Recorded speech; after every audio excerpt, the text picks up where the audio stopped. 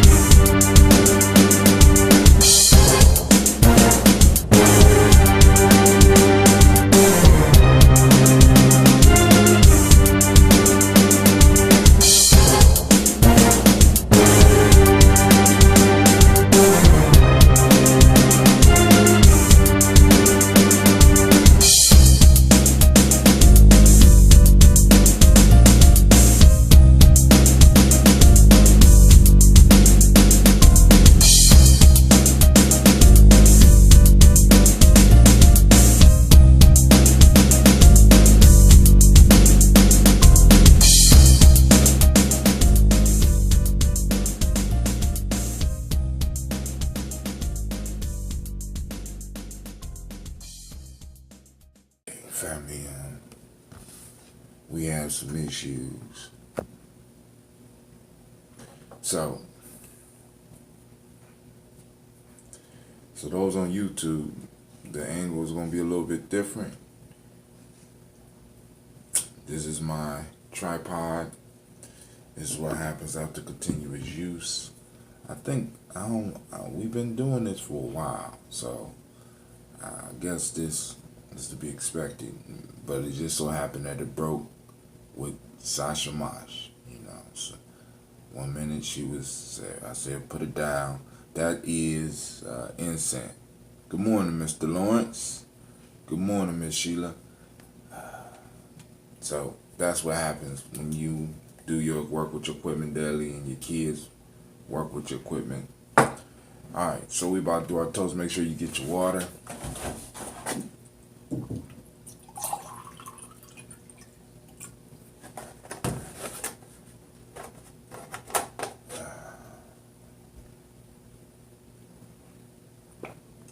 Drink that water. Get the fluids jumping off, moving around a little bit.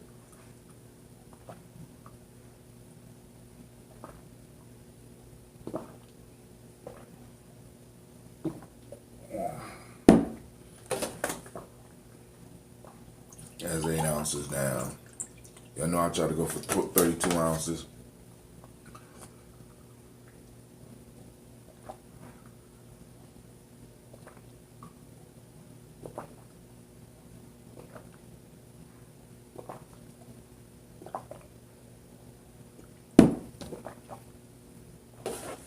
Haven't made it to the spring water yet, because I bought a whole lot of distilled water, because y'all know it's brewing time. That is incense, nag champa. So I was up. I was able to go and grab me some nag champa this morning.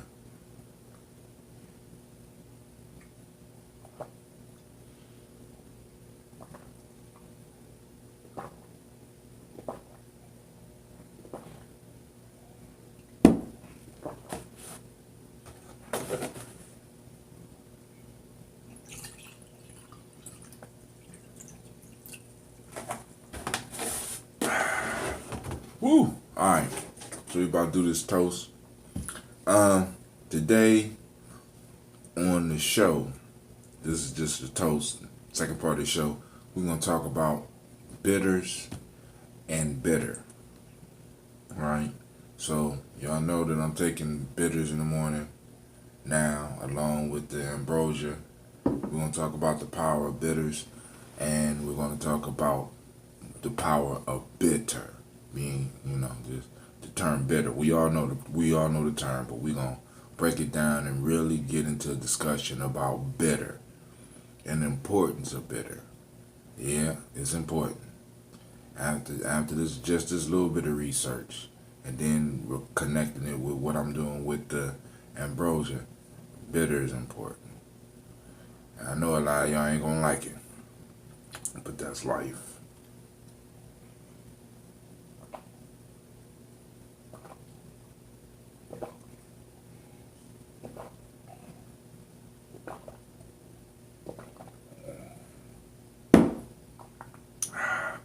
That's my 32.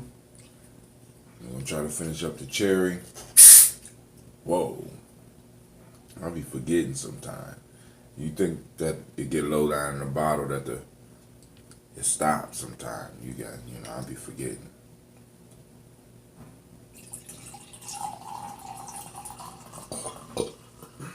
Now this is gonna be a rough drink, fam. I told y'all this stuff age. Gotta wash out the bottom.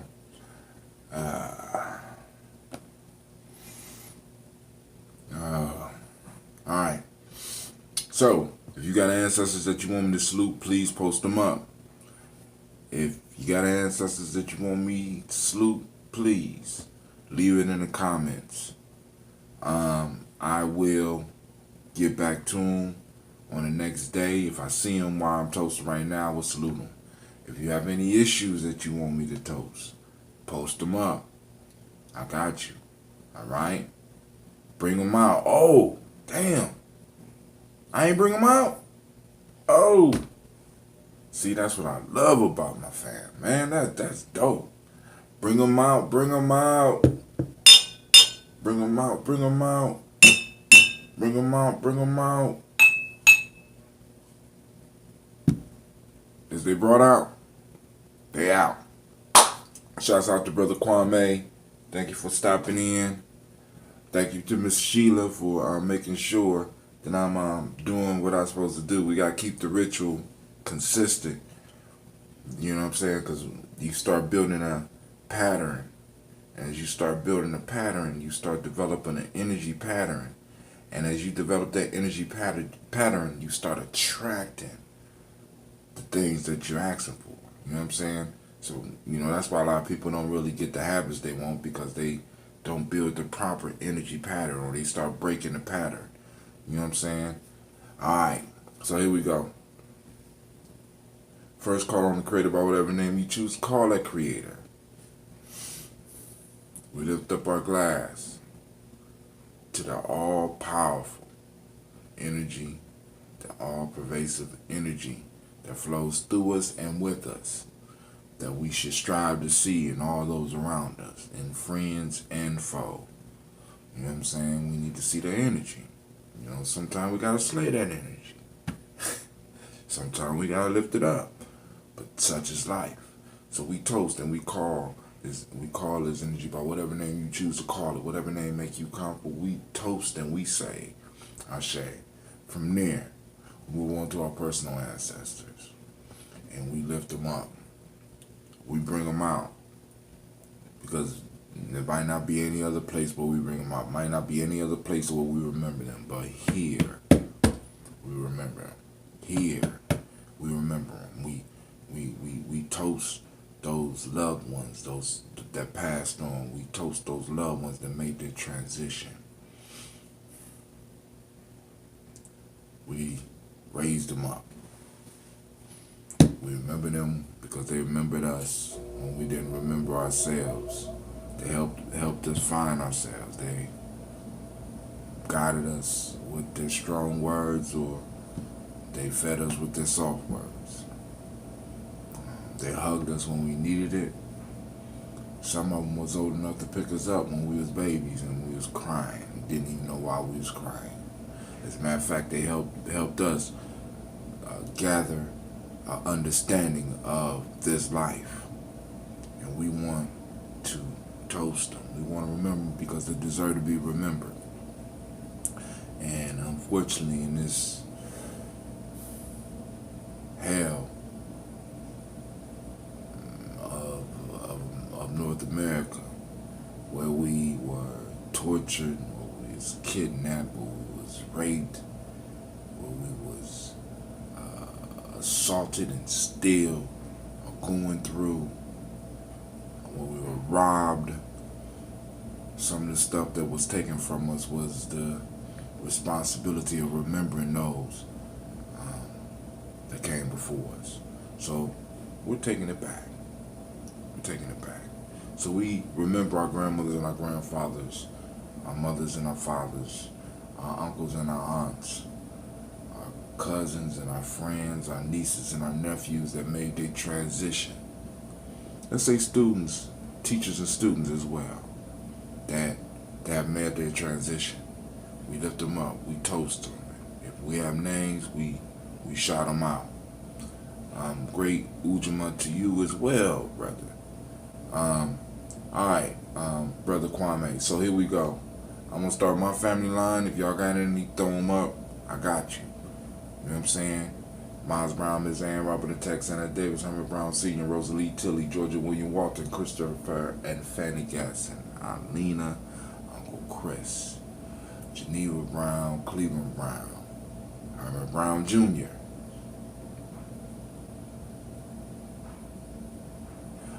Brother Kwame says, as we go into the weekend of our family reunion, I call out those ancestors, especially of the Deep South. We salute Herman Brown Jr., Elvira Brown, Gina Gaines, Margaret Ellis, Cecil Ellis, Wash Ellis,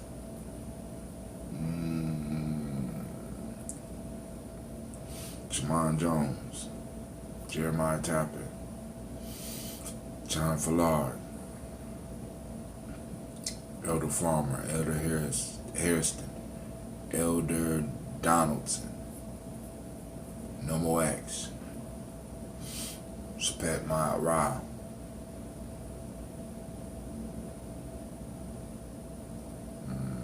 Dr. Marianne Williams, Geronimo Pratt,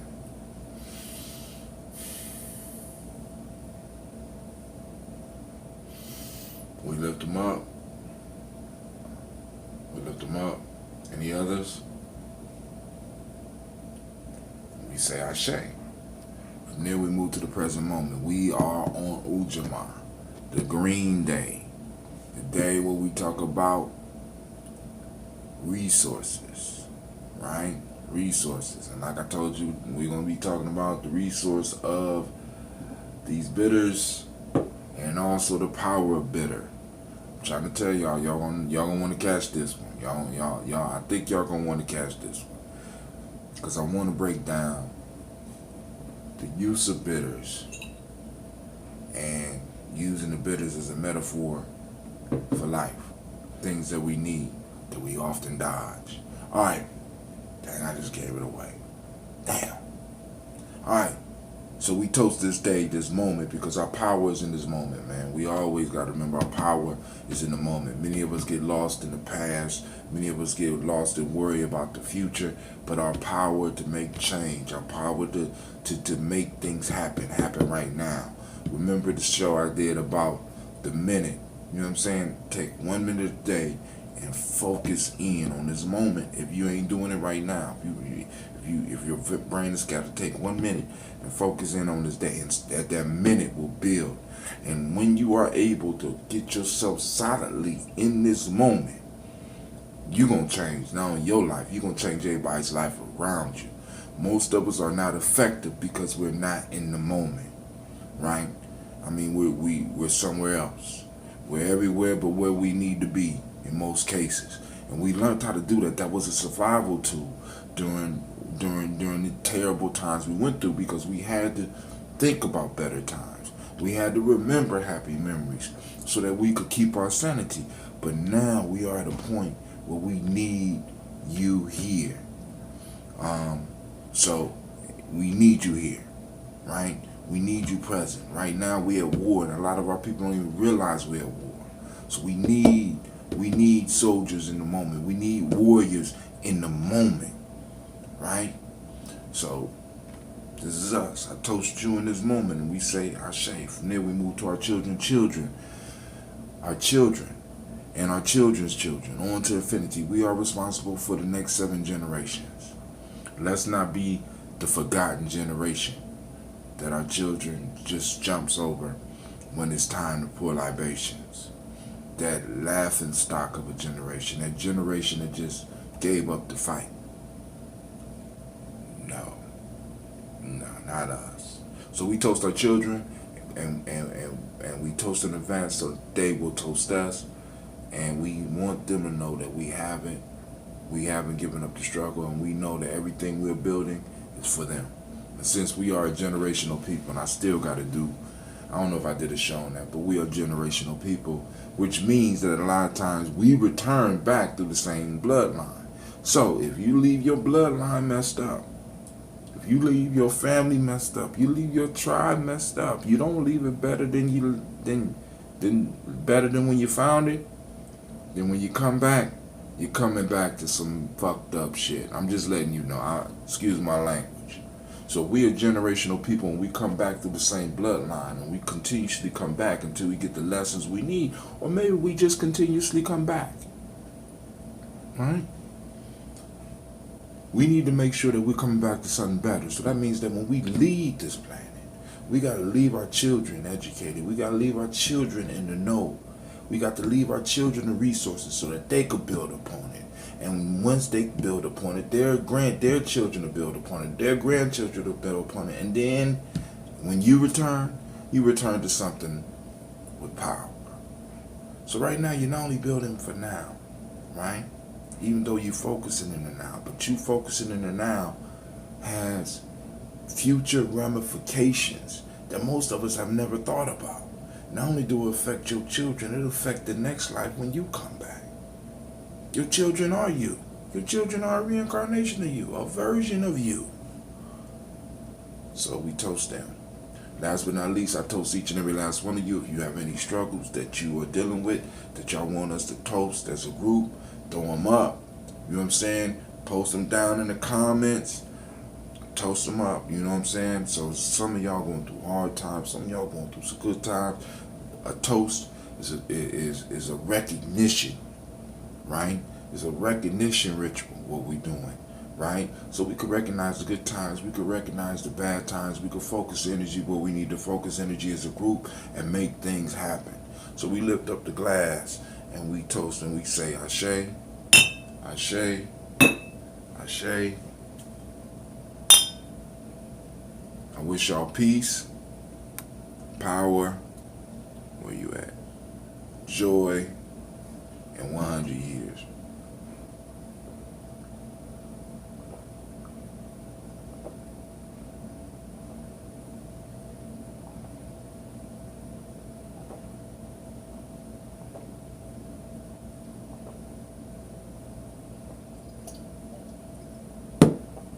Damn, that tart cherry is tart.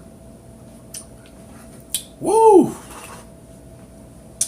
Man! Woo, I need some water. Now that's got, now I understand when they call it tart cherry, man. It ages. I'm trying to tell y'all. Now, for those that don't know, let me tell y'all this. One of the goals that I discovered when I started doing this ambrosia is that after I start doing research on the microbiome, I've come to the conclusion that we have the ability to not, I don't like using the term heal because I'll get sued for that, but we have the ability to help people overcome and avoid a majority of these diseases. A lot of these diseases are the gut. So one of the things that we're doing as G&J is saying, hey, we have the ability to help our community, to help our tribe overcome diseases of the gut. Well, we don't never have to experience them, and if we experience them, we can at least help them work their way through it because we have something for the gut. So, Miss Aisha, welcome. I need some more of that body butter, girl. Come on now, I'm brewing. We could do a trade, and I know you got the frankincense.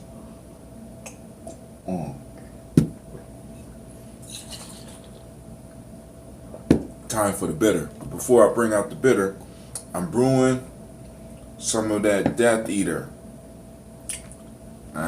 Yeah. Dandelion burdock root, death eater. I found out dandelion root is it is a bitter. Dandelion is a bitter herb. And listen, family, it is imperative that you start incorporating bitter into into the taste, into your life. And I know some of y'all like, brother, Tim, I got enough bitter going on in my life. Got enough bitter. Now you want me to bring some? Yes, you have to bring the bitter. Because let me tell, I'm gonna save it. Great rising, yeah, great rising. I'm almost done with mine. Hey, so, and I've been hyping it up. People know I'm shining. Look at me, my skin is glowing. I got the body, but and that's another business, family, that we need to be working on. Dash business.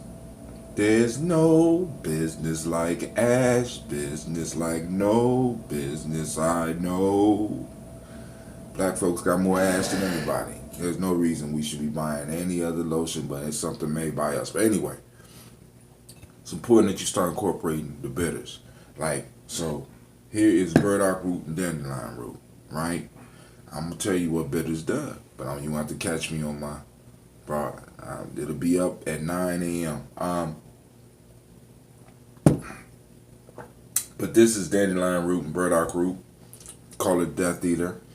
Two of the most I can't think of the word. Two of the most overlooked. How about more better than more bitter? Nah, I like more bitter than more better. Because check this out, bro. Do this experiment, right? Take one of your favorite foods, taste it before the bitter, right? Wash out your mouth, and then take the bitter, and then taste your favorite food. I want you to think about this concept, right? The concept that our ancestors was dealing with, because our ancestors deal with another bitter. Like anybody that really study African culture, you know about the kola nut and the importance of the kola nut in our culture. In some places, kola nut could be traded for as money. You know what I'm saying? It's seen as a sign of respect when you bring somebody the kola nut. As a matter of fact, kola was, is so powerful.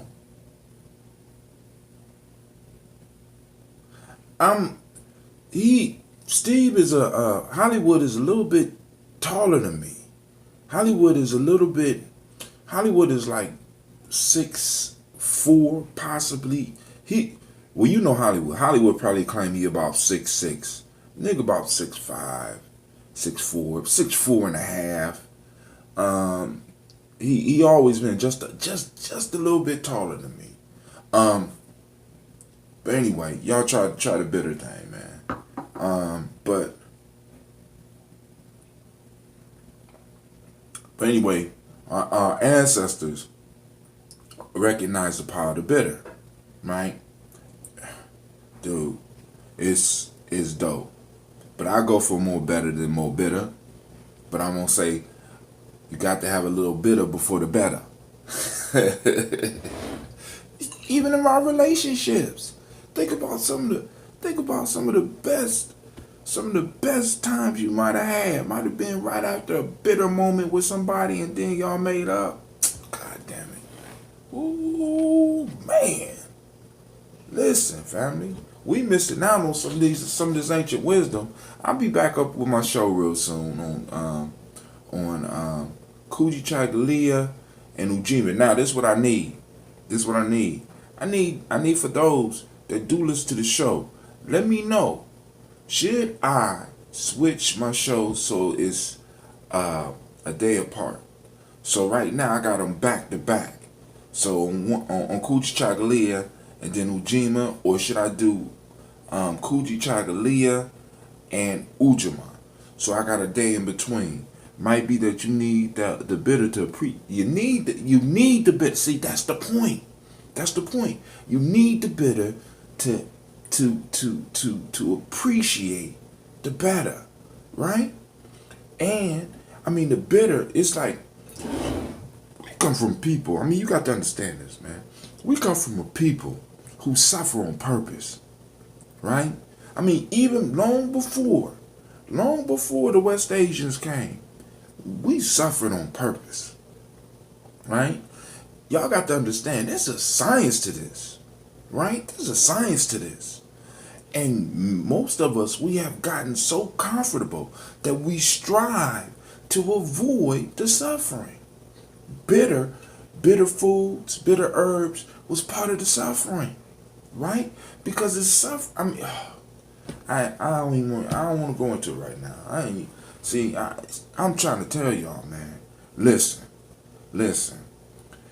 It's war brewing, and y'all better grab your bitters, right? Get ready for it, right? Because it's always bitter before it gets better. You know what I'm saying? And the worst part about war, especially for our people, family, the worst part about war is that we don't even know we at it. I know y'all do, right? I know the people that be listening in on Gye-Nyame Journey know, right? Y'all know. But it's a whole bunch of us that don't. If you don't believe me, just take a cruise through your Facebook timeline. Take a cruise to your Twitter timeline. Matter of fact, look at some of the pictures on Instagram. You know what I'm saying? These motherfuckers having the time of their life. Alright, so I'm going to take the bitters and then I'm going to get up out of here.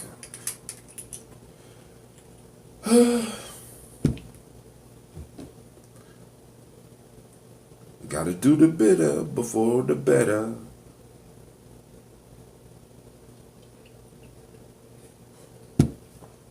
God damn. Oh, God damn. Oh, shit. I mixed the bitters. Oh. God damn. God damn. All right. Woo. No, that's called Moringa bitters. Oh, family. Take the time to look up Moringa. Moringa. Right? Now, I'm gonna do a show on Moringa. Now we're hearing all this stuff about black seed, we're hearing all this stuff about all this other stuff.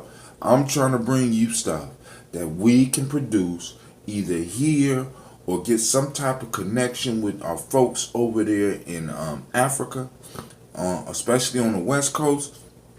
Get a connection that we can start bringing in stuff that we need, because it's family. The bottom line is we got to start being culturally appropriate. Right? What do I mean? We're eating a inappropriate diet. We're weighing inappropriate things. You know what I'm saying? Family. It's called Moringa. This is called Moringa bitters, right? This is from Ghana. Active ingredients: moringa, black seed, dandelion root, metals wheel, gentium, uva ursa, turmeric, cinnamon, and black pepper. Now, I put on my post yesterday. It should be popping up sometime today, and I'll put another post up where you can get it through Amazon. But on Amazon, it's a little bit more expensive. This is where you got to do your networking. Find the nearest African market, right? There's African markets in almost every community, family. Believe me, right? I've been traveling around Columbus, and maybe it's just big cities, I don't know.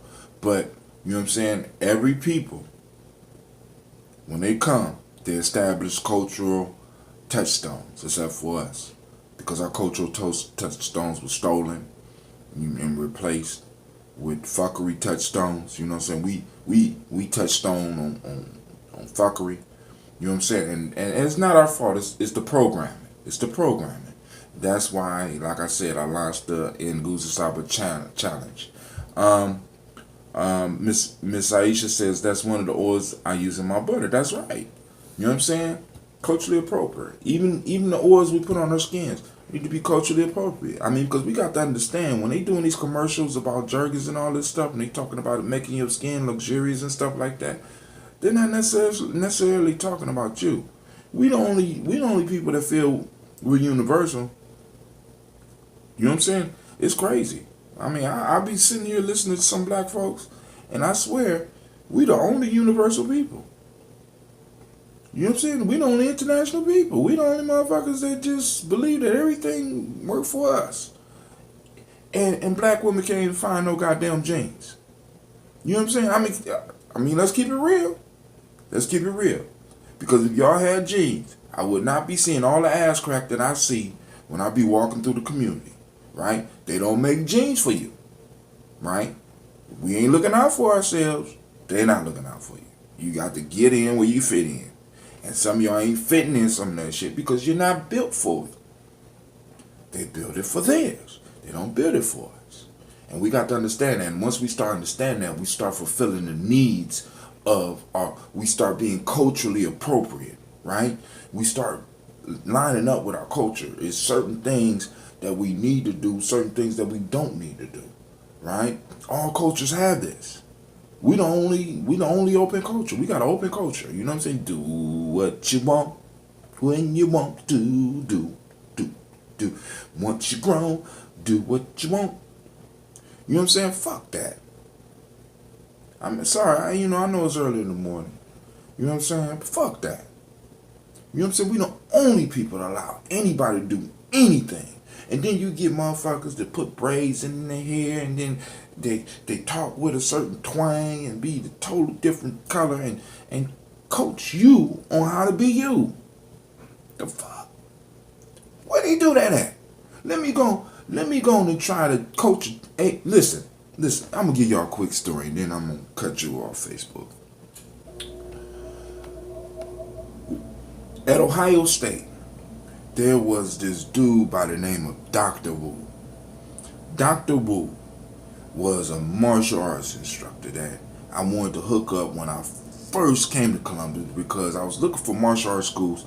I didn't have money, you know what I'm saying? When my mom first moved up here, I would come and, Columbus is a lot bigger than Akron. So I would look in the phone book and I would look and I would see Dr. Wu's ad. And Dr. Wu would have an ad in the phone book this long. This for internet young people. Yellow Pages is a big book that's I know y'all know, right? But it's young people that might see this in the future. We used to have a book where we had to look shit up, like dictionary. They're big books, right? Information where every year they deliver these yellow books to your house. You know what I'm saying? They used to do it, right? So I would look and I would see Dr. Wu's ad, and Dr. Wu was a bad motherfucker, man. Listen, Dr. Wu had all of the martial arts. You know what I'm saying? Wushu, tiger style, crane style. You know what I'm saying? Monkey style. Staff and pole and sword, and you can learn all types of Asian martial arts from Dr. Wu. Right? And I used to see this every year I came because my mom lived up here and I was back in Akron. Right? So I would go back to Akron. So I finally came and I got a scholarship to Ohio State. Right? I came to Ohio State. And it just so happened Dr. Wu was running a martial arts club on campus. Right? So I go and I want to join the martial arts club. So I go to the club. And Dr. Wu was just this little dude just standing there. And he did a demonstration. Very impressive. Very impressive. And and I'm like, wow, this is incredible. He got his people. He's doing his demonstrations. He's throwing motherfuckers around. Got a group of people trying to push him down. They can't push him down. And, I'm a reader. Those of you that know, I've been reading stuff, and, sometimes I could go a little bit too far with the shit, right? So, I asked Dr. Wu a question. I don't even remember what I asked him, right? But he came off on me like this, and I'm trying to show you culture here. He came off on me like this. Whatever I asked him, whatever I said, he looked at me and he said, listen, I got scrolls from 7 generations of my family, young man. And there ain't shit that you could tell me or you can ask me that I don't know that my ancestors haven't already made sure that I was prepared for. And he said it with such an arrogance that it was a bitter to my soul. And I said, I will never, ever be put in a situation again where a motherfucker can actually try to belittle me because they know that I don't have any connection with my ancestors. Or at least I didn't have a connection with my ancestors at that time. Y'all don't even understand how bad that shit burnt me. You know what I'm saying? Because it sounds small. But we have a motherfucker here who's so arrogant, not just because he has a right to be arrogant. Why does he have a right to be arrogant? Because his ancestors left him scrolls. Do you know how much that burns me up? You know what I'm saying? My grandfather couldn't leave me nothing but a goddamn soup. And I cherish it. Don't get me wrong. I cherish the soups. But this motherfucker was talking about 7 generations of scrolls. I can't go back farther than 4.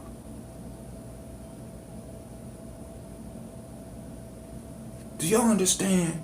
Do you understand why I get so, you know what I'm saying? People don't understand. Why you get up at this time and do the toast, man? Because I'm trying to plug into some shit that was stolen from me. You know, I mean, dude, listen, when he said this shit to me, it hurt me. I never went back to his class again. Never. See, and I know for some of y'all it's small because it's like, I don't, you know, boom, boom, boom. And he was telling the truth. But the arrogance that he was able to say, I was upset because I couldn't. What life lessons was passed on to me? I love my dad, but my dad was a hustler. My dad wasn't there for me when I was young. My mom was young when she had me. My grandparents were struggling. They can introduce me to Jesus, but that's, you know what I'm saying? Other than that, I gotta get the shit on my own.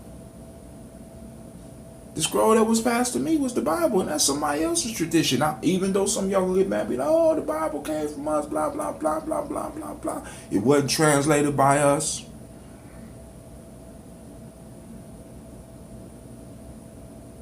And in many ways, I got the one that wasn't created by us. But then that's just my personal thing, right? 7 generations. And he didn't say books, he said scrolls. This mean that it went back farther than 7 generations, family. And he was old then.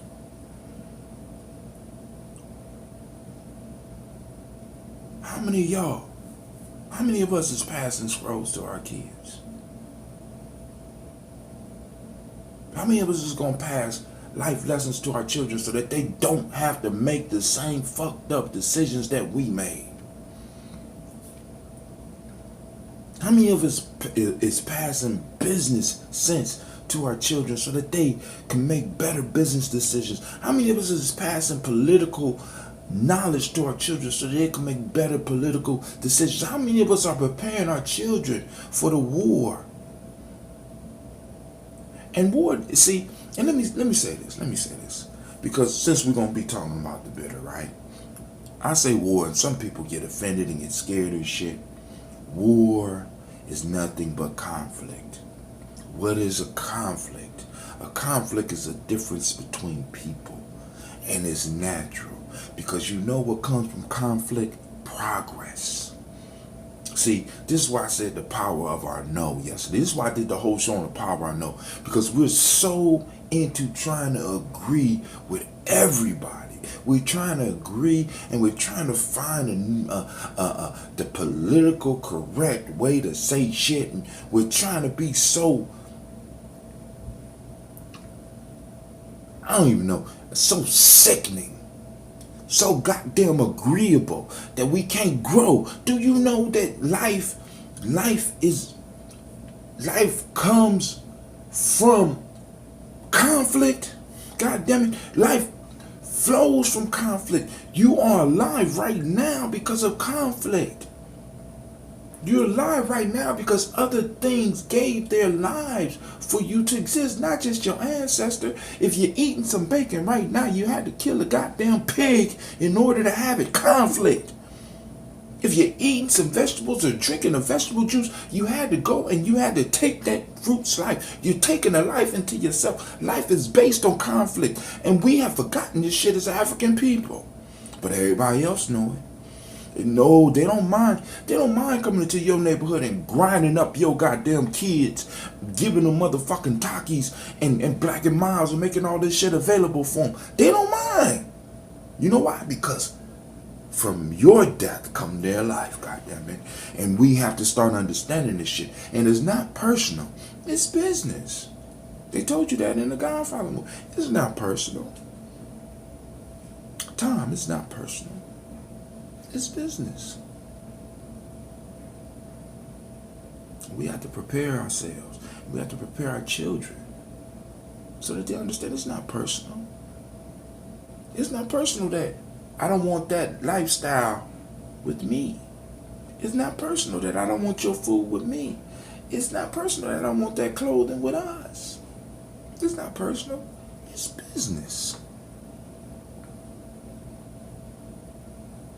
It's business. It's life.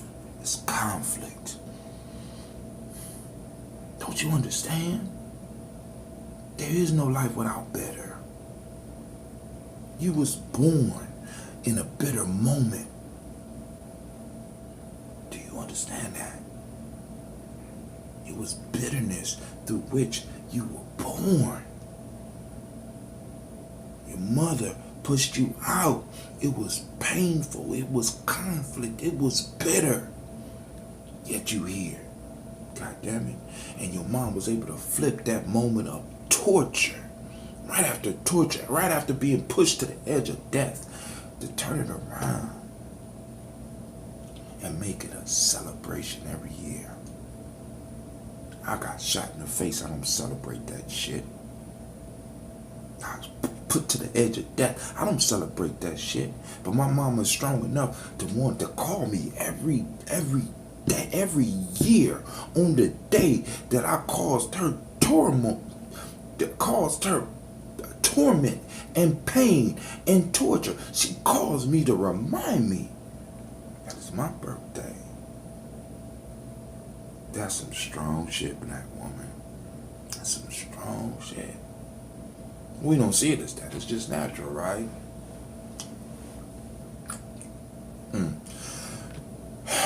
I'm sorry, Facebook. Goddamn. I know some of y'all sleep. Hold on. Well, see what happened when you drink that bitter? God damn it. Life got real. Life got real.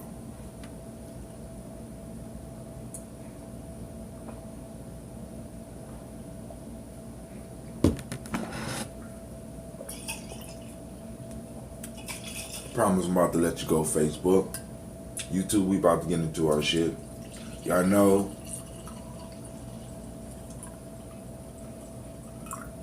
Y'all know, right? I'm going in today. I am on the 3rd day of my fast. This is the summer high season. Summertime. And the living is easy. Fish are jumping, and the cotton is high. Man, woo. So now this right here is the detox. I'm still working on it. Now, those that want the detox, right? I can make it, but this shit is gonna have to sit a little bit longer. And when you get it, it's not gonna be carbonated. And we know it's working because it's flat. It's close to vinegar. Yeah, I know y'all like Brother Atumi taking all these bitters. But watch out, world, because I'm coming. And I'm moving fast, and I'm shitting a lot.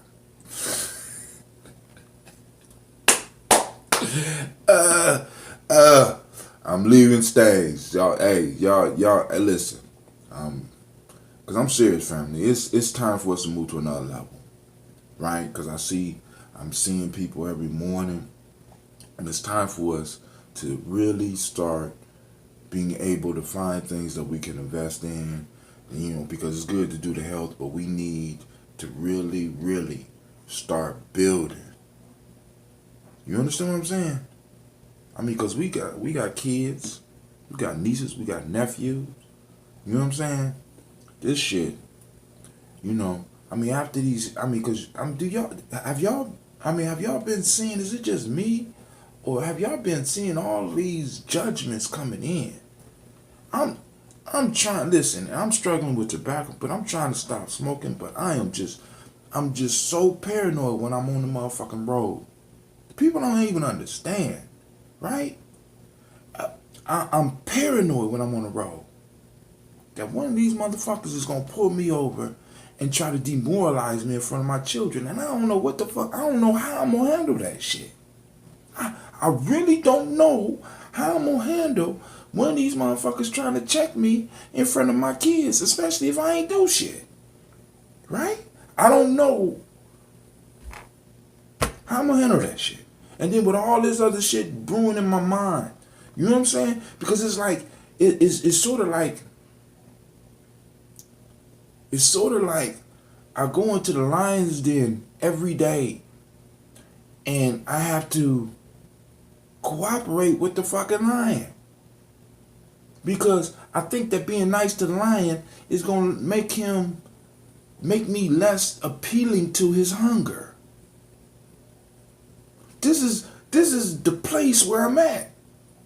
I'm facing the motherfucking lion, being kind to him.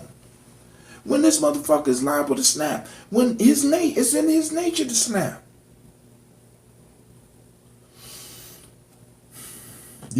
One of the things that Nomo used to tell me about, and when I spoke to Geronimo Pratt, he told us about, there was a concept in the late 60s, early 70s called Ride or Die. Tupac did a song about it, and a lot of young people got it wrong. You know what I'm saying? What is do you come with me, Hail Mary, run quick, see what do we have here now? Do you want to ride or die? La da da da da. Now according to the context in which that shit was given to us now, because y'all got to understand, that's part of it. You take a people's language, when you conquer, when you take a people's language and you start making you take the symbols of power and you convert them into symbols of fuckery. You got to destroy the symbols of a people. You got to. That's the only thing. So now, Ride or Die was a concept that motherfuckers took in the Black Panther Party as well as the Afro set. Now, those of you that are in Columbus and have been in Columbus and been in Ohio, the Afro set was the shit here. Shouts out to Normal X, my elder, right? Shouts out to my elder, right? The Afro set was the shit here, especially in Columbus, right? Now, what Ride or Die was that the police patrolled our community, patrolled the police. All right? Now, let me say that again to you. The police patrolled the community, but those on a Ride or Die mission patrolled the police. That's Ride or Die for real. The shit that our young people are doing, and it's not their fault. They've been programmed for that. It's not their fault. They don't know. Ride or Die wasn't about you riding on your brothers. Ride or Die was about you making sure that the police did what they were supposed to do. And if they didn't, and you caught them, it was Ride or Die. They called it Ride or Die because it was a possibility that they would not come back. That's some real shit. Oh, it's coming back. Because your kids, our children aren't going to take the shit that we taking. See, most of us over 30, we've been pretty much programmed. But you look at the behaviors of our children in the schools. I know because I'm suspended. You look at the behaviors of our children in the schools nowadays. The parents, I understand, is very stressful. It's very stressful on me. But these little kids these children, our children, the ancestors are in them, and they are not taking this shit. It's not making sense. You got to justify your nose with these little motherfuckers. They're not playing. The ancestors are coming. They're rebelling because they see that we are basically.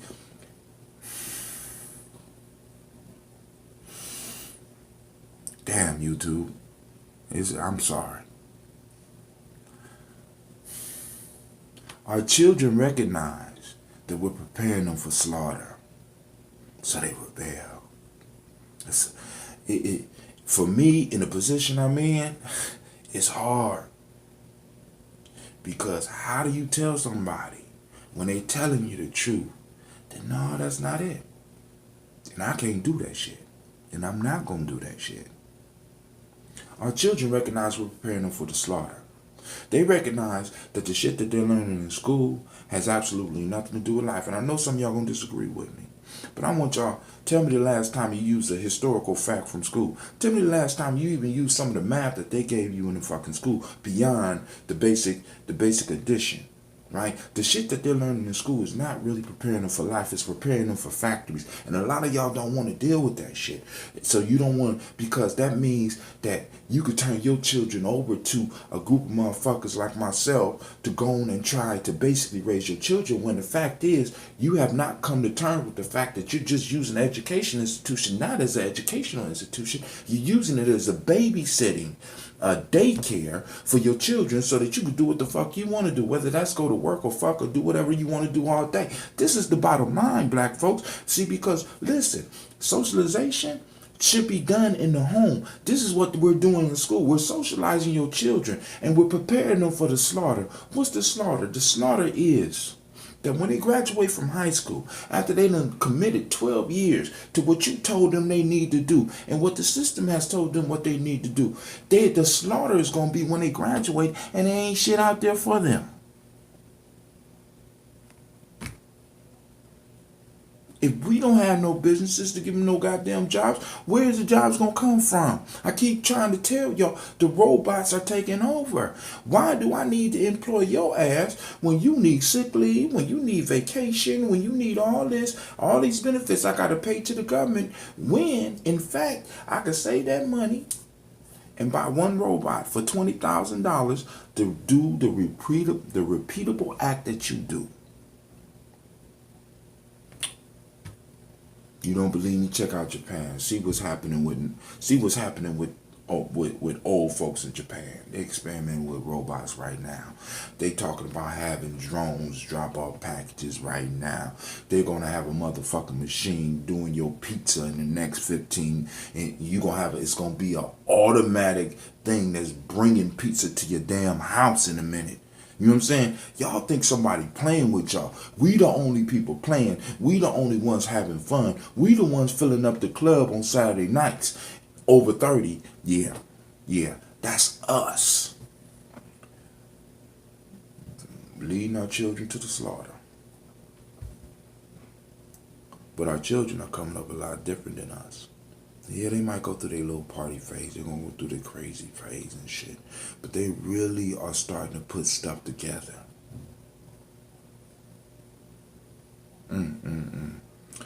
Miss Essex says, human resources or human harvesting. Now, Yvette Cornell, who does a show on Monday and Wednesday night, she used to do it on Facebook. But now she's doing it on YouTube. One of the statements that she said with me, that stuck with me, is said that America is built on the failure of black folks. I want y'all to think about that shit. I want you to think about it. Next time you driving on expressway and you drive and you see a building off to your right, when you look over to your right or to your left, depending on what side of the highway you're driving, and they got them big high fences bent over in the middle of nowhere. That's not in the middle of nowhere. That's right next to a town that's that is occupied by those that don't look like you, where they're holding people that look like you.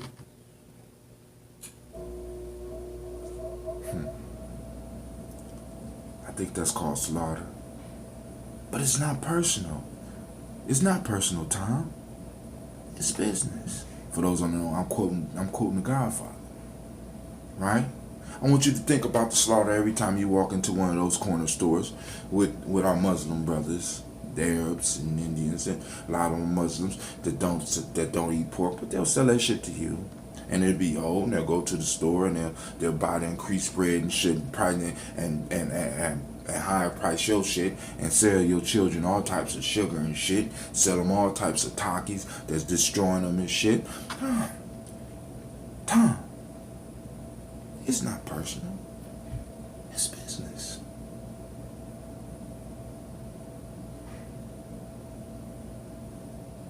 It's not personal. It's business. When we gonna start doing business?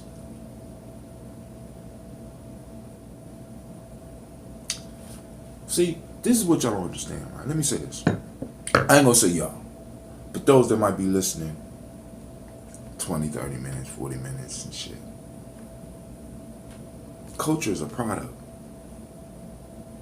Let me say that again. Culture is a product.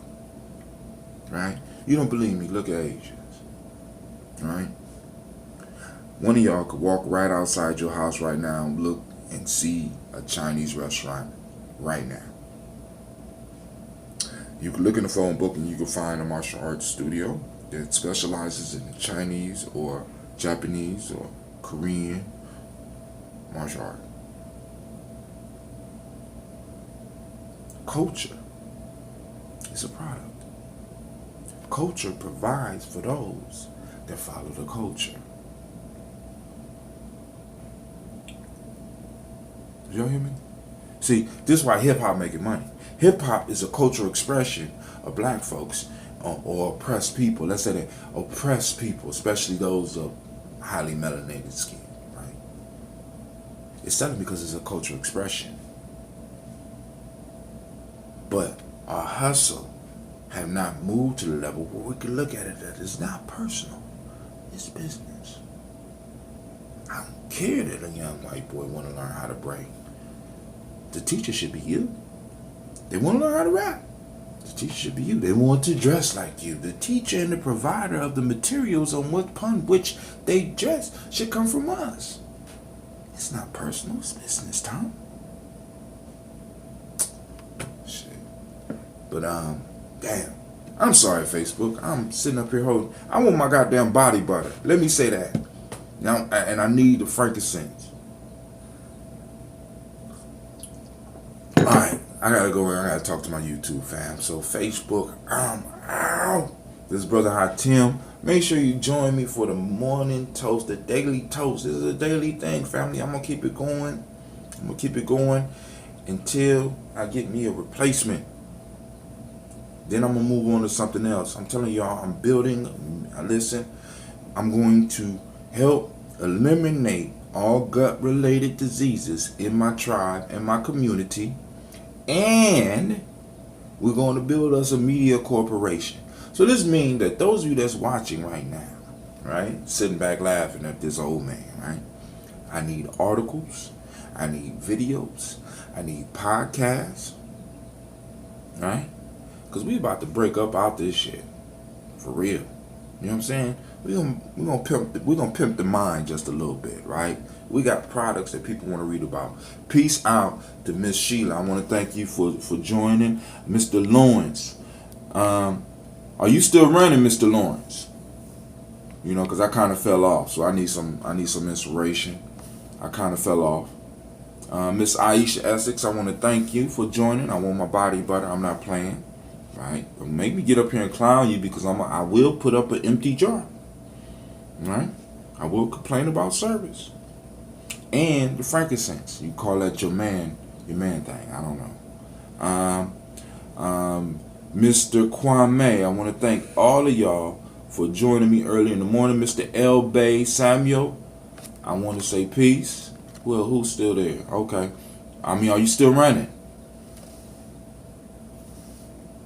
Mr. Lawrence, are you still running? Because I remember you was running a while ago. And I be reading about you in them casinos, man. I got my son that's out there in Las Vegas, so I'm gonna be coming. So we might get to meet in person pretty soon. All right, but this is brother Tim. Damn, I've been on here I've been on here that long. Wow. All right, YouTube. All right, Facebook. I'm out. All right, YouTube. I apologize. Y'all know. Sometimes I go in and I'm just like, I'm with Miss Vern Love. Fuck it. I'm doing my thing right now. This is what I do. This is what I was born to do. Right? I'm overloaded. Listen, I already got 4 gigabytes of film.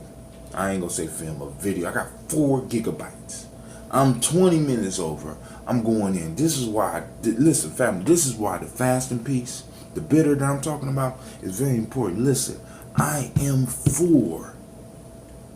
I'm going on 3 days in. And it's like the clarity that is coming from this is just incredible, right? Uh-oh, here come my ladies. I'm gonna have to pause it for a second. So here's the commercial break that I promised y'all.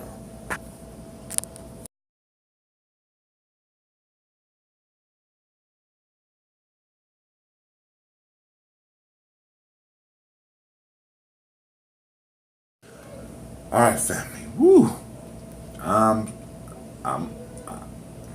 listen, I just went in. I'm sorry. Sometimes that's what happens, right? That's what happens when you start dealing with Brother Tim. Sometimes, I just lose it.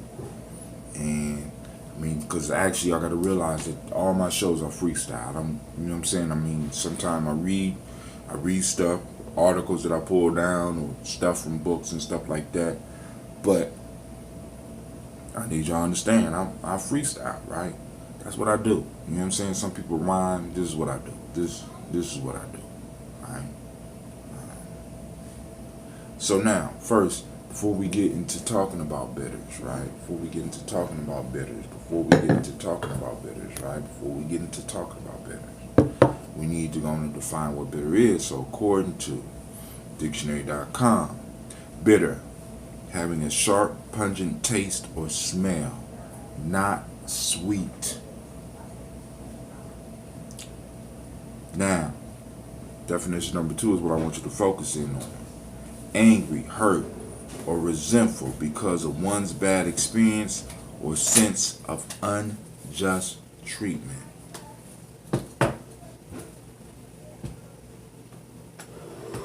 Angry, hurt, or resentful because of one's bad experience or sense of unjust treatment. Bitter, having a sharp, pungent taste or smell, not sweet. All right, so what does this have to do with me doing bitters, Brother Hatim? Now, for you to move to the next level of your life, family, you have to get used to bitters. You have to get used to the bitter. You got to get and embrace the bitter concept. Okay? Why do you need to embrace the bitter concept? Because bitter does certain things. Bitter prepares your body, right? Prepares your body for whatever else is about to come. The bitter, right? The bitter, when we embark on dealing with the bitter empowers us to make it through whatever we're going through. Family, listen. We are denying ourselves one of the major weapons, right? As a people, y'all heard me say earlier that we suffer on purpose. What do I mean? I mean that we set up ceremonies. We set up rituals in which we suffer. Why? Because we understood the importance of suffering in life. There is no life without suffering. There is no life without the bitter. Right? I often think back to like during Simba and during naming ceremonies, we give people a taste of the salty. We give people a taste of the bitter. We give people a taste of the sweet. All these flavors not only spark certain things to start working in our bodies, it sparks certain things to work in our mind.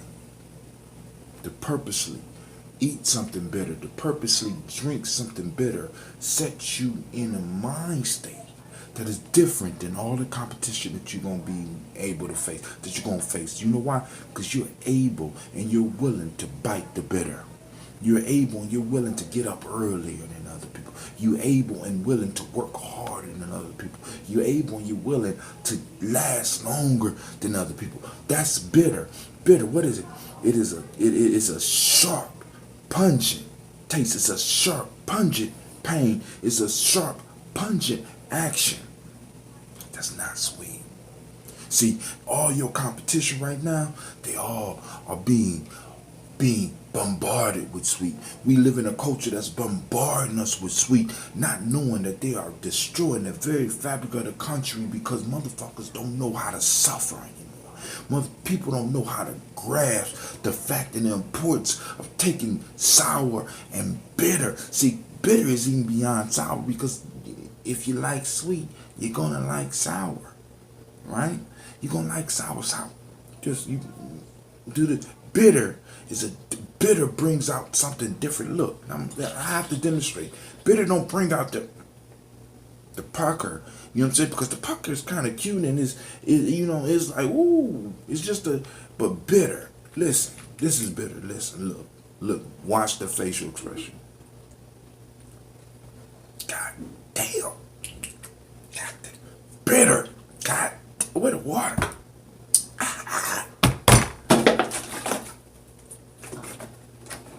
That's bitter. Goddamn. Bitter. Right? As a people. Those of you that are on the journey with me, right? Those of you on the Gye-Nyame journey with me. Those of you that are buying the ambrosia. Those of you that are working with me. Understand, right? I'm bringing you the bitter in life. I'm bringing you the bitter. So that when it really hits you, it ain't shit. It's nothing. Dude, I eat dandelion salad for lunch. What are you talking about? Take a bitter in the morning. I am suggesting that you get on bitters for 30 days. Why?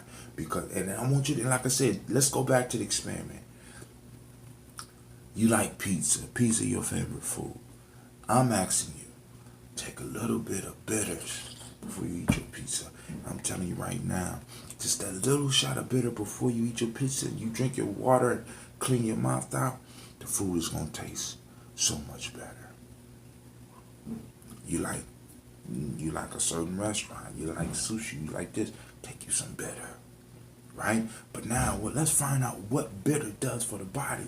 But also, I need you to understand that the body is an actual metaphor for what goes on in your mind, your spirit, your intuition, your emotions. Right? Did that sound like the five? The body is where it all happens, right? The body is, in a sense, in the law of correspondence. The body is, you have as above, so below. For you, the body is the below for your mind, your spirit, your intuition, and your emotions. This is where all that shit reacts. This is where all that shit lands. This is the physical representation of your spiritual and your mental. And when you start understanding how this works, it'll make it easier for you to be able to get access to those things. So now let's look at what bitter does for you health-wise.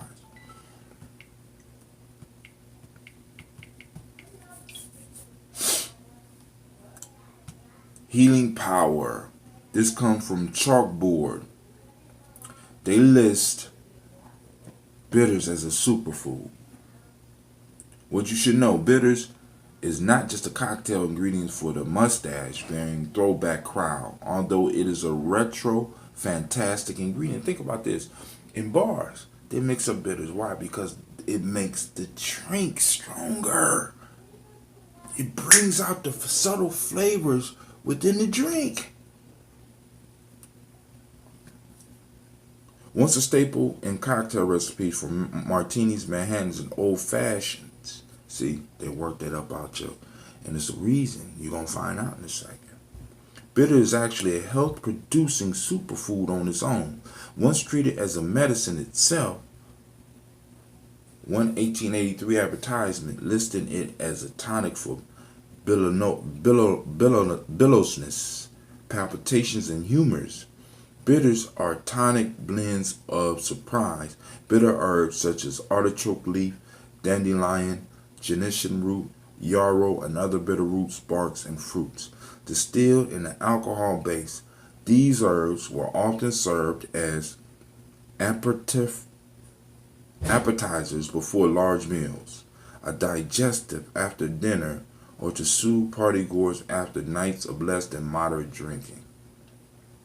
It sobers you up. It sobers you up. Why you should use it. Bitters is a wonderful tonic for digestion and overall vitality.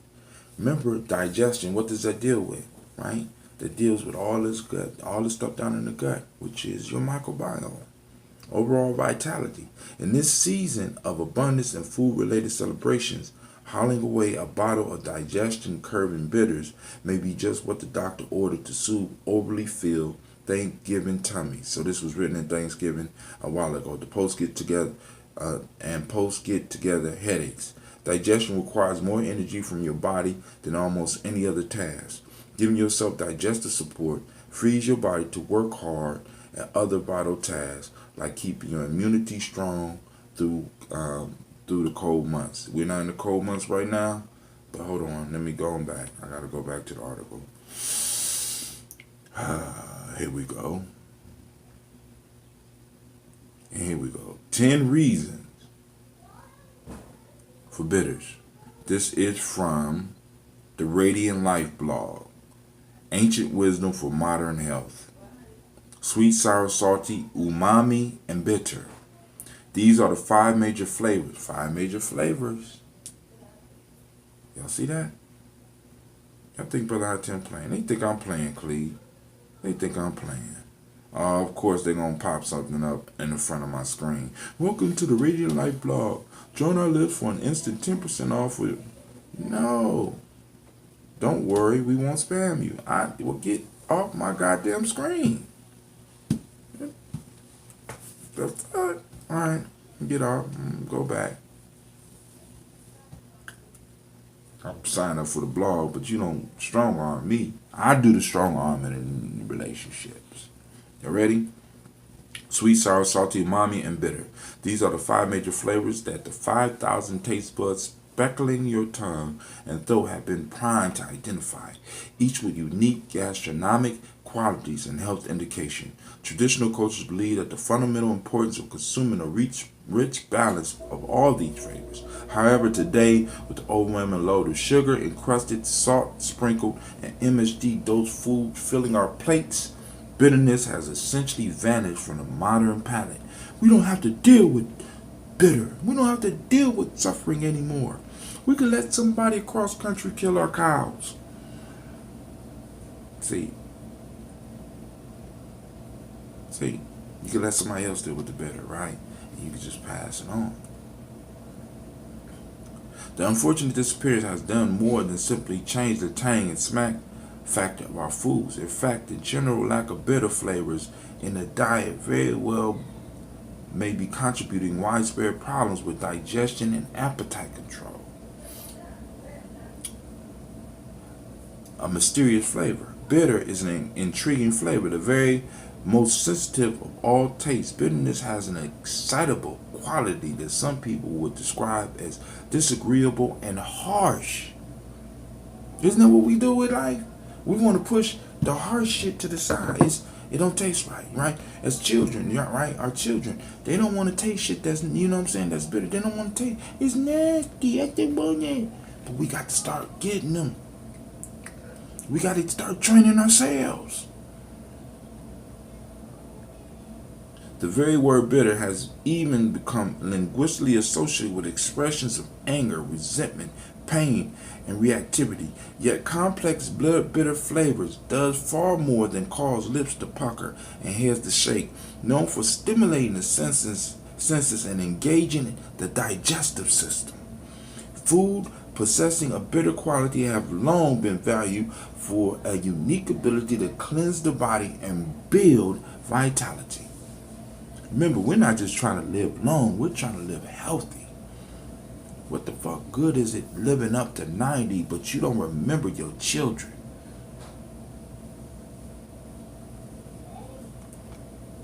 Many cultures revere bitter foods as an essential part of regular healthy diet. Large numbers of the diverse roots. You get up here and start working, Cleveland. They can't see you. Barks, flowers, and herbs of the wild plant kingdom are bursting with complex bitter flavors. When consumed, such plants naturally stimulate the production of saliva, gastric juices, and bile to balance appetite and prime digestion. Now, all of these things are part, because the saliva helps you digest it in here. The bile helps you eliminate those things that you don't need, right?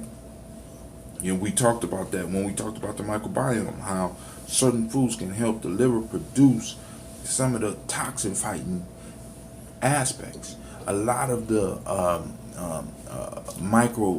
lot of the parasites can't stand bile.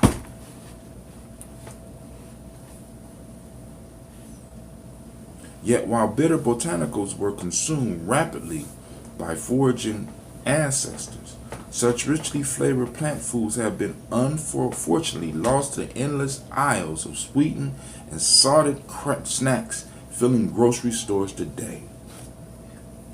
10 reasons to use bitters. Including bitter foods in a diet isn't simply a matter of reviving tradition or taste. Bitter flavored foods also have a rich history in the healing arts. From the wine-infused herbal concoction used by ancient Egyptians to the 16th century prescription of famous physicians Pericles and beyond, elixirs brewed from carefully selected bitter herbs have been treasured as cure-all remedies across the ages. Studies have confirmed that getting an adequate amount of bitter flavor is important for digestive balance and linked with many related health benefits. Eating bitters regularly has been shown to now. I need to stress this before I read this, family. You need to start getting the bitter in your life. For the next 30 days, take some bitter for the next 30 days. If you have to get it, if you get it from me, or you go to the African store, get some bitter. It curbs sugar cravings, a lot of us have. Soothes gas and bloating. Relieves occasional heartburn. Encourages digestive enzymes, bile, and HCl production. Calms upset stomachs and nausea. What are you doing up at 5:30? See? It's always trying to steal the spotlight. She even wanted to put on the dress. Fatima, you done? Almost. Calm upset stomach and nausea. Increase absorption of fat-soluble vitamins A, D, E, and K. Right? Increase absorption of vitamins. Helps maintain healthy blood sugar levels. Balances the appetite. Some of y'all struggling with fasting? Take some bitters. Ease constipation and regulate bowel movements. Support liver functions and healthy skin. Now, I'm going to stop right there, right? We did a lot today. This is going to be well over an hour. But listen, bitter. Everybody say it with me. Bitter. God damn it. Bitter. Bitter. I uplift you. Thank you for waking me up. My son experiencing bitter right now. He's sitting up here looking, doing HTML, trying to pick around the water bottle. But it's okay. Right? So, this is brother, I tell my mouth, I toast you, I lift you up. Right? Let's build, family. We living in real time. And remember, it's not personal. It's not personal time, it's business. It's not personal, it's business. We need to start learning to make those business decisions. Alright, peace.